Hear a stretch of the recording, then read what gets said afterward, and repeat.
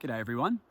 Hope you're doing something today that's making you smile or helping you get through tough times in your life. Here today in the Kosciuszko National Park in Australia. I've decided to come and do a hike even though it's the start of winter here in Australia, and it's rewarded me with some amazing views. Also failed attempts at trying to use my sit pad as a toboggan. This does not work. Did a bit of night walking last night as well, which wasn't easy. I kept sort of falling into these weird squishy bushes. I was thinking about my brother a few times on trail again, as you might know. But the reason I've come up with these videos called Walking into Living Life, or WILL for short, which you can find on Instagram as Walking WILL. So walking's one word, and then _ W_I_L_L, is partly because my brother suicided nearly 2.5 years ago now, and he used to love nature, getting out, camping together. Got so many fond memories of doing that with him. And certain little things like looking at ice that was forming on water puddles or branches that were blocking my way and having to kind of bush bash through that reminded me a lot of him and things we used to do together. So it's definitely helping me to process some of that grief out here on trail.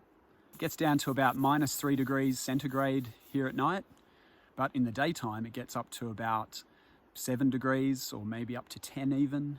It's quite pleasant walking, and at night just got to rug up. I found out my Gore-Tex boots that I decided to bring are actually not completely waterproof. However, even though my boots are completely full of water right now, I've been walking that way most of the day and still fairly insulated, as long as I keep moving most of the time. The other thing that really struck me today was the idea of following predetermined paths.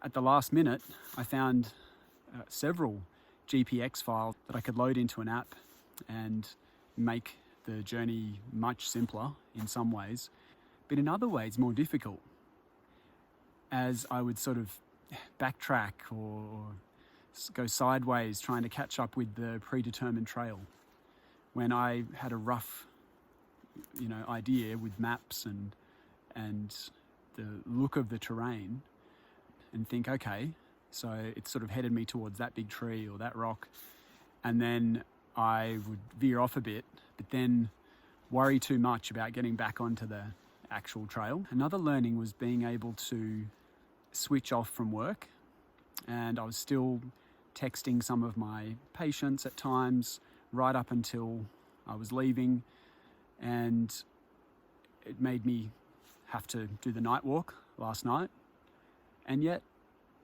I enjoyed the night walk to a degree too. And so it's an interesting conundrum, how to actually balance getting onto a trail or to do a hobby that you might like to do, as well as then work and other commitments with friends and family. If you like what you see, subscribe to this channel, hit the notification bell below so that you know when I've posted new videos, and also comment below and I'll get back to you when I can. And all the best. Appreciate your time.